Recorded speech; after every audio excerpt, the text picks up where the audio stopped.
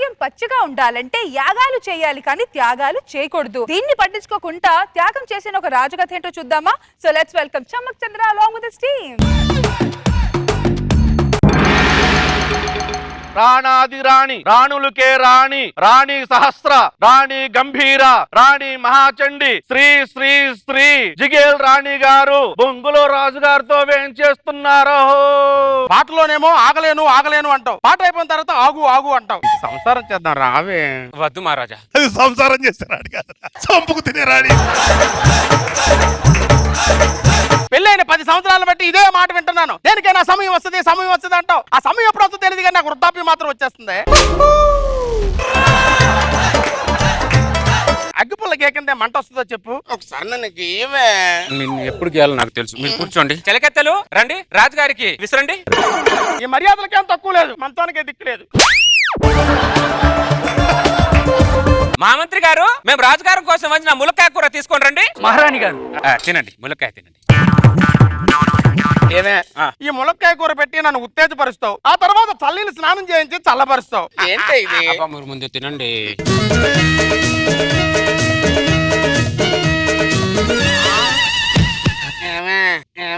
రాజుగారు వేడెక్కినట్టున్నారు, తీసుకెళ్లి చల్లీలతో స్నానం చేయించండి. వేడికి చలికి మధ్యలో గుండెకి పోతాడు ఎప్పుడు.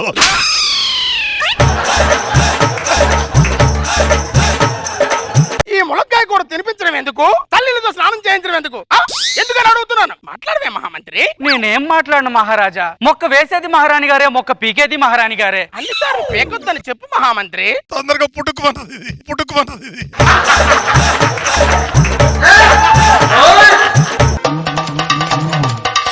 రాజ్యంలో ప్రజలందరూ బాగున్నారుగా? అందరూ బాగున్నారమ్మా. ఎవరికేం కష్టాలు లేవుగా? నాకు తప్ప ఎవరికేం కష్టాలు లేవు. రాజుగారు చల్లబడినట్టున్నారు. 10 సంవత్సరాలు బట్టి ఇలా చల్లబడుతూనే ఉన్నాం. చిలకెత్తలు విసరండి. ఆ చల్లలు గాని ఆయన హృదయానికి తాకాలి.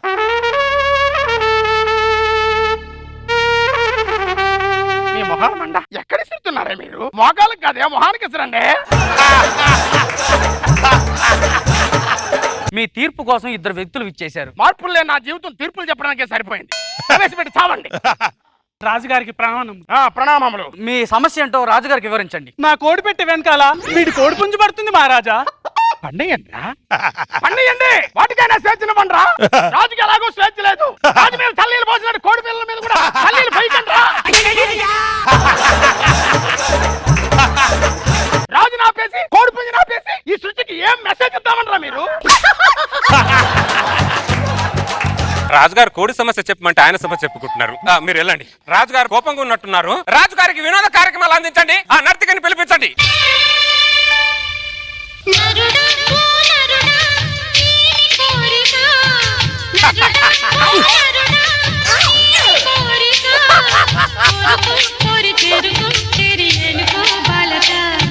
ఇంకా ఆపండి. రాజుగారు వేడెక్కినట్టున్నారు, తీసుకెళ్లి చల్లతో స్నానం చేయించండి. ఎప్పుడు 10 పూటలు స్నానం చేయడానికే సరిపోతుంది. నేను అసలు స్నానమే చేయను. ఈ సమాచారం మీద కూర్చోను. దీని మీద కూర్చొని కంటే ఆ చర్చలు ఉండడమే బెటర్. మీ కంటిన్యూటీ అంటే సినిమాల్లో కూడా ఎంత కంటిన్యూటీ ఉండదే. రాజుగారు ఏంటంటే చెరసాల్లో బందీ అయ్యారు. కొంపదీసి రాణిగారు ఏమైనా బంధించారా? నాకు నేనే బందీ అయ్యా. ఎందుకు మహారాజా? నీకు తెలీదా అని అడుగుతున్నాను. కడుపు నిండినోడికి ఏం తెలుస్తుంది రా బాధ. కడుపు కాళ్ళోడు తెలుస్తుంది బాధ ఏంటో. మహారాణి గారు, మహామంత్రి రాజుగారు చెరసాల్లో బందీ అయిపోయారు. మీ మీద అలిగారమ్మా. మీరు నా మీద అలిగారా? బాగా అలిగాను. మీరు అలిగితే ఎంత అందంగా ఉంటారో తెలుసా? నిండు చంద్రుల్లా, ఎగసే కెరటంలా, వీచే చల్లని గాలిలా ఉంది. మీరు ఒకసారి బయటికి రండి. అబ్బా రండి. ఎందుకు అలుగుతారు? మన ఇద్దరు జంట ఓ వరి పంట, ఒక భోగి మంట, ఓ పొయ్యి మీద వంట. రోడ్డు మధ్యలో కొంటాం కాదు. మహారాణి మహారాజు గారికి ప్రణామాలు. ప్రణామాలు శిల్పి గారు. మీ రాక కారణం ఏంటో రాజు గారికి చెప్పండి. చిత్తం మహారాణి. మహారాజా, ఈ శిలాఫలకం పైన తరతరాలు చెప్పుకునే విధంగా మీ దాంపత్య జీవితం గురించి, సంసారంలోని మాధుర్యం గురించి రాయాలనుకుంటున్నాను ప్రభు. ఏముందని రాస్తావరా? మా జీవితంలో 3 పూట్ల ములక్కాయ కూర, 6 పూట్ల చల్లీల స్నానం తప్ప ఏం లేదురా. ఎంత రాయి పట్టుకొని వచ్చారు ఏదో రాసేద్దామని. రాజుగారు కొద్ది కోపంగా ఉన్నారు. రాజుగారికి వినోద కార్యక్రమాలు అందించండి. నీకంటే దాని టార్చర్ ఎక్కువైపోయింది.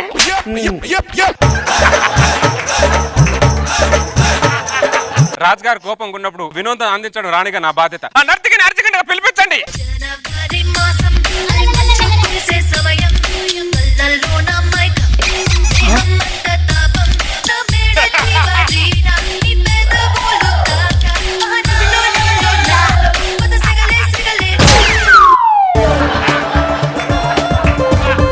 రాజుగారు మళ్ళీ ఏడెక్కినట్టున్న చల్లీలతో స్నానం చేయించండి. మీ కష్టం పగోడుకు కూడా రాకూడదు మహారాజా. మహారాజా, నేనంటే కొత్తగా జాయిన్ అయిన నాకు తెలియదు. ఈ మహారాణి గారు మీకు ఎక్కడ దొరికారు? అది నాకు దొరకలేదురా, నేనే దాన్ని దొరికాను. అది ఎలా మహారాజా? ఆ సముద్రం ఒడ్డున రాజ్యం ఉండేది. ఆ. చాలా ప్రశాంతంగా ఉండేదిరా. ఆ. ఏ లోటు ఉండేది కాదు. ఆ సముద్రం ఒడ్డున ఎవరున్నారు, కుడివైపు ఎవరున్నారు, ఎడం వైపు ఎవరున్నారు, కిందన ఎవరున్నారు, పైన ఎవరున్నారని ఆ ఉత్సాహంతో నేను పడవ మీద 1000 మంది సైన్యాన్ని వేసుకొని ఈ సముద్రం ఒడ్డుకు వచ్చా. ఇక్కడ ఇది ఉంది. నా సైనికుల్ని వెనక పంపించింది, నన్ను మాత్రం ఇక్కడ ఉంచేసింది, పెళ్లి చేసుకుంది, సింహాసనం మీద కూర్చుంది, మహారాజును పదవి ఇచ్చింది. నాకేం ఇవ్వలేదురా. అంటే 10 సంవత్సరాల నుంచి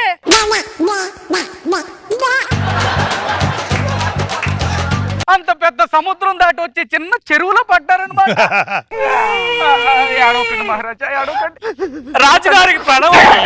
ఏంటి? నాకు పెద్ద సమస్య వచ్చింది మహారాజా. ఏంటో చెప్పు. నా భార్య నాతో 10 రోజుల నుంచి కాపురం చేయట్లేదు మహారాజా. నీ భార్య నీతోటి 10 రోజుల నుంచి కాపురం చేయట్లేదురా. ఇక్కడ మా మహారాజుతో మా మహారాణి గారు 10 సంవత్సరాల నుంచి కాపురం చేయట్లేదు. ఇక్కడ మా మహారాజు గారి పరిస్థితి కుర్తుల పడ్డ ఎలకలా కొట్టుకుంటుంటే మధ్యలో ఇక్కడ వెంట 10 రోజులైందంట కాపురం చేయక. ఉండవే నువ్వు. 10 రోజులు తన్నీళ్ళతో స్నానం చేయలేవు నువ్వు. వాడి గురించి చెప్పడానికి వస్తే నా గురించి చెప్తావే. క్షమించండి మహారాజా, ఏదో ఆవేశంలో. 10 సంవత్సరాలు పడి పొత్తులు నాకు ఆవేశం ఉంటే సరిపోద్ది, కానీ నీకెందుకు ఆవేశం? ఈ రోజు రాజుగారికి వేడి నీళ్ళతో స్నానం చేయించండి. మళ్ళీ ట్విస్ట్ అంటే ఈ పున్నమి చంద్రుడికి ఈ రోజు నుంచి పౌర్ణమి వచ్చింది. అర్థం కాలేదు. నీకు దండం పెడతాను, అర్థమయ్యేటట్టు చెప్పవే. మా రాజ్యంలో పంట పొలాలు పచ్చగా ఉండాలంటే నేను 10 సంవత్సరాలు పడకరికి దూరంగా ఉండాలని మా రాజ్య పెద్దలు నాగబాబు గారు చెప్పారు. నిన్నటితో ఆ గడువు ముగిసినది. మహాప్రభు, 10 సంవత్సరాల నుంచి నా మీద చల్లనీళ్ళు జల్లిస్తుంది మీరా? ఈ రోజు రాజుగారికి మాకు శోభనం. చిత్త మహారాణి. రాజ్యం అంతా దిండెలు దుప్పట్లు పంచండి. చిత్త మహారాణి. ఇంటింటికి మల్లెపూల గుట్ట కూడా పంపించండి. అలాగే మహారాణి. మల్లెపూలు ఎందుకే? నీ శోభనం జరిగిన రోజు రాజ్యమంతా సామూహిక శోభనం జరుపుకోవాలని మా గురువు గారు నాగబాబు గారు చెప్పారు. ఈ కాన్సెప్ట్ కూడా మీదే మహారాజా. ఏం ఎక్స్పెక్ట్ చేస్తున్నారండి? పంటలు బాగా పండాలని. ఈ రోజు మీకు మాకు డియో డియో డిస్క్ డిస్క్. అబ్బా, అది అబ్బో. రాజుగాడికి మొలకలు వచ్చినాయి. కన్నే మనసే గిల్లొద్దు చూపిడి చేసే చూపులతోటి చుట్టుకొలతే చూడొద్దు పచ్చి నారాలపై చచ్చి పేదాలతో కిచ్చు కిచ్చు ముద్దు పెట్టు వయసుగా మత్తు సరస్సుగా చేసి చేసి ఇటు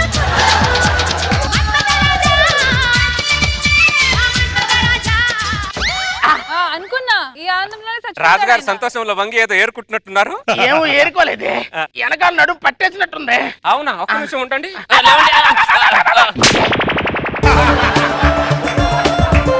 వెనకాల టచ్ అయితే ప్రాణం పోతుంది. నీకు దండం పెడతాను. నువ్వు సంధించిన బాణాన్ని నువ్వు ఇరుకుంటూ ఎవరైనా చేస్తారు ఇక్కడ? ఎవరెక్కడ? మహారాణి ఈ నడుము విరిగిన రాజును గుర్రపు సార్లు పడేయండి. మాకు పెళ్లి కోసం ఇంకో రాజుని చూడండి.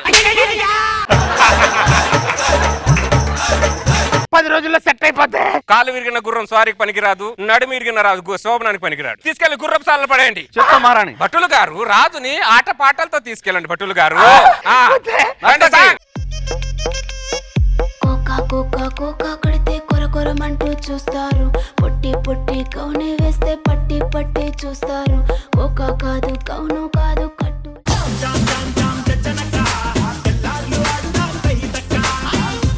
చంద్ర గారు ఏం త్యాగమో, అందరూ బాగుండాలనే కదా. రోజా గారు ఏమంటారు? చాలా బాగుంది. మధ్య మధ్యలో పవన్ రావటం, రాజుని ఉత్సాహపరచడం, మళ్ళీ చల్లనీళ్ళు స్నానం, ఆఖరికి సంతోష సమయంలో రెచ్చిపోయి డాన్స్ చేసి ఆయనకు పట్టేయటం బాగుంది. చాలా బాగా అనిపించింది.